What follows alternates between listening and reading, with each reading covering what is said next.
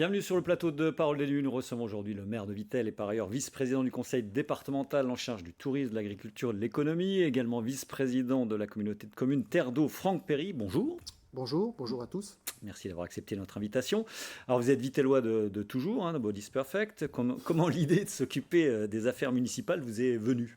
Globalement, en fait, j'étais très intéressé par la chose publique au départ, notamment tout ce qui est politique nationale et même départementale. Et puis de fil en aiguille, je suis arrivé, je dirais, dans le domaine de manière plus spécifique il y a une bonne quinzaine d'années, puisque le temps passe pour tout le monde.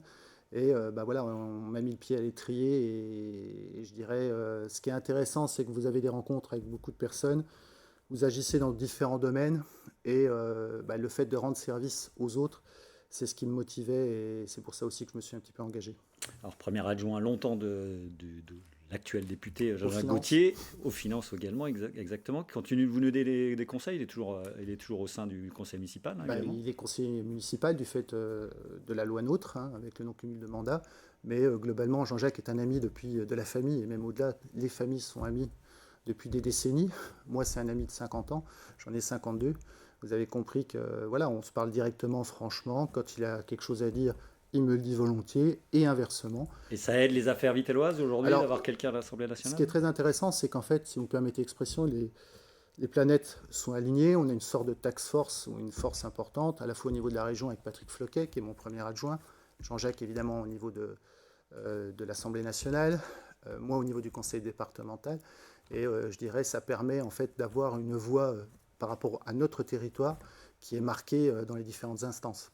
Alors vous êtes marqué à droite comme l'était globalement le territoire, hormis Bugnéville, le petit village gaulois, on va dire ça comme ça, et il fut un temps à Contrexéville.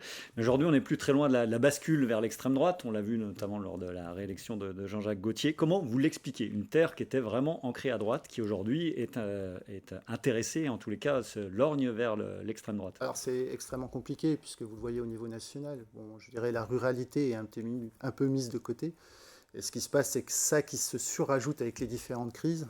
On voit ce qui se passe par rapport au Économique, ouais. carburant, et crise économique, sanitaire. C'est une somme de petites choses qui, en fait, génèrent en fait des positions qui sont un petit peu extrêmes. Et c'est ce qui se passe actuellement. On le voit bien, quoi, que ce soit des marches ou des manifestations. C'est tout lié, en fait, au départ à des sujets de crise, qu'elles soient économiques, financières, familiales aussi. Donc vous Et êtes tout inquiet ça, aujourd'hui je pense qu'on est dans un système qui est extrêmement compliqué. Il n'y a qu'à voir ce qui se passe en Suède, ce qui s'est passé récemment en Italie, que je connais aussi bien, comme vous savez. Et globalement, c'est sûr que si demain il y avait quelque chose qui se passait au niveau national, peut-être qu'il y aurait d'autres enjeux et peut-être des autres résultats par rapport à l'Assemblée nationale. D'où l'enjeu effectivement de travailler fort sur son territoire. On va revenir dans un instant. Auparavant, notre passage obligé dans cette émission, les indemnités de notre invité. On va voir ça en tableau. Votre point de vue sur ces montants qui sont encadrés, hein, par la loi et qui sont, je le rappelle, publics, totalement publics. Qu'est-ce que ça vous suggère? Globalement, moi j'ai souhaité garder aussi mon activité professionnelle parce que je veux être vraiment connecté à la réalité du terrain, pas comment dire, dans ma tour d'ivoire. Et en fait, c'est ça qui était aussi une de mes volontés. Après, sincèrement, vous faites énormément d'heures. C'est aussi qu'il faut ramener à ça le ratio. Vous vous déplacez beaucoup et globalement, quand on fait un rapport brut, nombre d'heures effectuées, compris les heures de week-end, si vous me permettez l'expression, ou les heures de nuit, ça fait beaucoup, beaucoup, beaucoup de... Enfin, le taux horaire est très bas. On en vient au sujet du moment, la crise énergétique qui est la préoccupation de tous les élus. Comment cette problématique est-elle prise en compte à Vittel? Alors il y a un plan de sobriété, d'après ce que j'ai compris, comme un peu partout, qui est ou qui va être mis en place.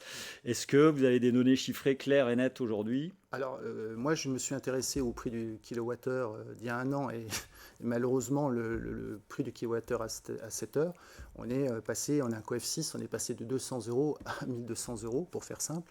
Au niveau des granules bois, c'est exactement pareil, un coef 4. Donc, vous faites le calcul, exemple simple, hein, sur le domaine de l'énergie et des candélabres comment dire, la lumière publique, c'est un budget de 100 000 euros. Vous passez de 100 000 euros à 600 000 euros. Aucune commune n'a 500 000 euros comme ça à offrir et à mettre sur la table au jour d'aujourd'hui. Et donc comment on fait? Alors, il va falloir, à mon sens, que l'État se positionne. Il s'est positionné pour les 30 000 communes sur les 35 000 en mettant en place un bouclier qui est le bouclier énergétique. pour les communes, je précise, de moins de 10 salariés et de budget inférieur à 2 millions d'euros. Le problème, c'est les autres communes, les 5000 autres, dont on fait partie, dont Contrex fait partie, dont Neufchâteau fait partie, dont Épinal fait partie, dont le département fait partie.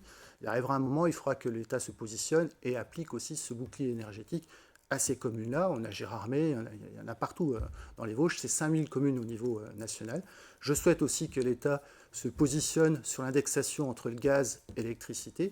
Ça aussi, je crois qu'il y a des discussions qui sont faites au niveau de l'Europe. En tout cas, moi, pour ma part, j'ai fait remonter à notre président, à la fois départemental, Dominique Peduzzi, l'inquiétude, et je l'ai fait remonter aussi à David Lisnard, qui est le président national de l'AMF.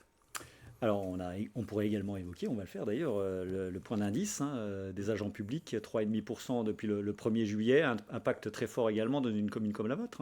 C'est clairement en chiffres, rien que sur la partie énergétique, il a fallu remettre 280 000 euros, et sur la partie RH 012, 100 000 euros. Mais ce n'est pas la question.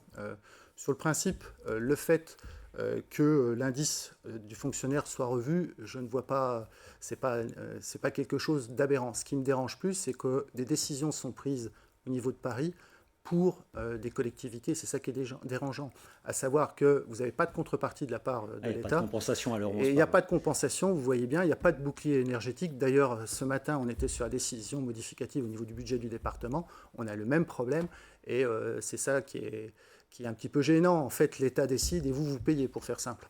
Alors, on voit quelques images de la piscine là, du CPO, qui est un autre enjeu majeur. Il faut faire vivre tout cela, mais c'est un gouffre, on ne va pas dire un gouffre, en tous les cas, c'est un coût. Donc, les décisions, quelles sont-elles? On a baissé la température de l'eau. On a fait tout ce qui était... En fait, on veut s'adapter avec ce plan de sobriété à la situation et comment on va évoluer, je dirais, nos factures énergétiques. On est dans cet esprit-là. On ne veut pas fermer tout de suite. Il y aura des niveaux.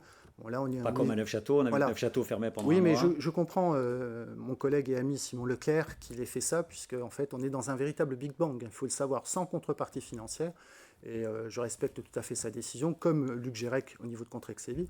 Mais nous, on va plutôt s'adapter au fil de l'eau, si vous me permettez l'expression, au fil des mois, pour essayer de voir comment on fait. Donc, il y aura plusieurs niveaux dans ce plan de sobriété qui ira de l'orange jusqu'à violet écarlate. Je ne souhaite pas arriver à violet écarlate, mais vous avez compris qu'on essaye de décaler tous les événements culturels, événements sportifs au-delà du mois de mars, puisque normalement on ne devrait plus avoir trop besoin de chauffage. Et on est dans cet esprit-là. Évidemment, on a mis en place les principes liés aux températures dans les locaux sportifs ou non sportifs. On va réfléchir sur l'éclairage public. Donc il y a un tas de mesures qui est en train de se mettre en place, qui seront publiées certainement début de la semaine prochaine. Autres inquiétudes, notamment dans votre bassin, on voit quelques images derrière nous de Nestlé Waters, qui reste un des gros employeurs, même si on est loin des années fastes. Nestlé qui est passé en 2,8, vous me confirmez. Quid des prélèvements cet été dans la nappe GTI avec cette sécheresse? Que pouvez-vous nous dire sur l'activité du minéralier? Alors je sais qu'il y a des réflexions, puisque vous savez comme moi que la nappe des GTI, c'est une nappe qui est très profonde, donc en termes d'inondation, on n'a pas été impacté, puisqu'elle est à plus de 160 mètres. Ça, c'est le premier point. Et qui met beaucoup de temps à se recharger. On est d'accord, à recharger, à contrario. Après, la difficulté, c'est que Nestlé a perdu, comme vous le savez, les marchés allemands et autrichiens. Il est clair que les réflexions, il faut adapter les outils de production, je dirais, au volume échangé et vendu sur les différents marchés. Et il est clair qu'on est un petit peu inquiet par rapport aux décisions qui seront prises. Voilà. Et puis en plus, vous savez très bien que l'État est sur un principe de prélèvement maintenant au fil de l'année. Donc il va falloir réfléchir à savoir comment Nestlé va essayer de garantir tout ça et va mettre en forme tout ça, peut-être avec des endroits de stockage par exemple ou des choses comme ça, puisqu'en fait la difficulté, et c'était très intéressant la semaine dernière, j'avais une conférence avec Louis Baudin, le météorologue très connu au niveau de la Chambre d'agriculture. Le problème, c'est pas la quantité d'eau qui tombe.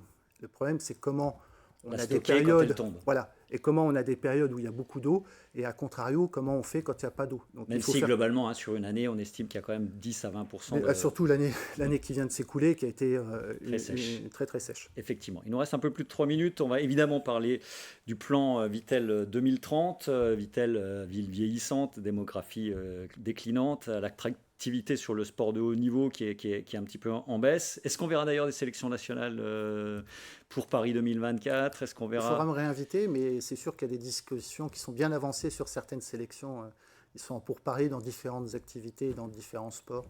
Je n'irai pas plus loin. Tout ce que je peux vous dire, c'est qu'il y en a une qui a été vice-championne du monde de son sport.